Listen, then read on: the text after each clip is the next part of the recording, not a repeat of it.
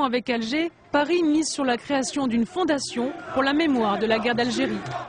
Et cette loi coïncide justement avec l'anniversaire des essais nucléaires dans le sud algérien à Regan, des essais qui ont démarré en 1960, qui se sont poursuivis quelques années après l'indépendance du pays. Des décennies plus tard, les conséquences de ces essais sur la population et l'environnement sont toujours là. Voyez ces témoignages recueillis par notre correspondant à Alger, Ahmed Tazir. Entre 1960 et 1966, la France a procédé à 17 tirs nucléaires dans le Sahara algérien.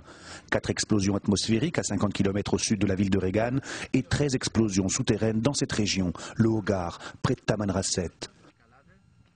Mohamed Chenafi était prisonnier de l'armée française en 60. Envoyé au Sahara, il a vu la bombe exploser.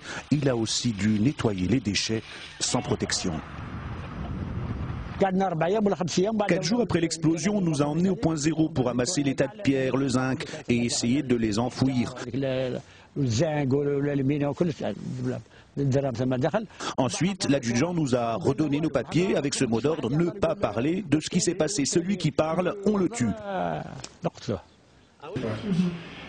Si Mohamed n'a pas eu de séquelles, d'autres, beaucoup plus tard, n'ont pas eu cette chance. Il y a 20 ans, Ammar a passé 2 ans de son service militaire à Ineker, près de Tamanrasset, une zone exposée. En l'espace de quelques mois, son poids a doublé. Voici comme il était avant.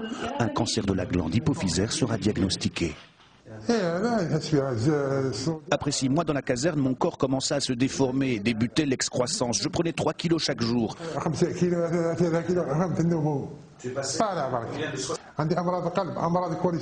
J'ai plusieurs maladies, du cœur, du cholestérol, la glycéride, perturbation de la vue et de mon œil droit.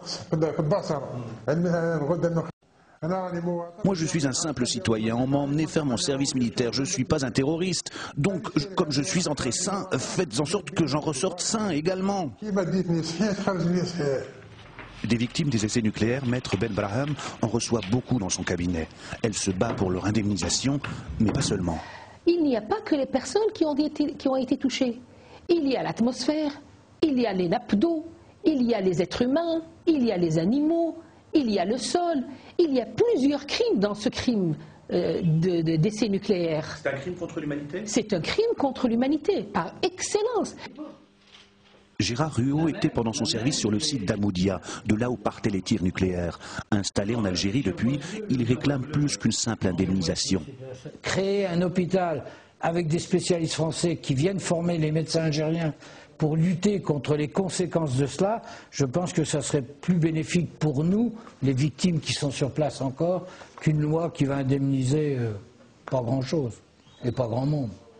À ce jour, aucune enquête épidémiologique n'a été effectuée pour déterminer les conséquences de ces essais nucléaires sur les populations. 50 ans après, les sites ne sont toujours pas sécurisés.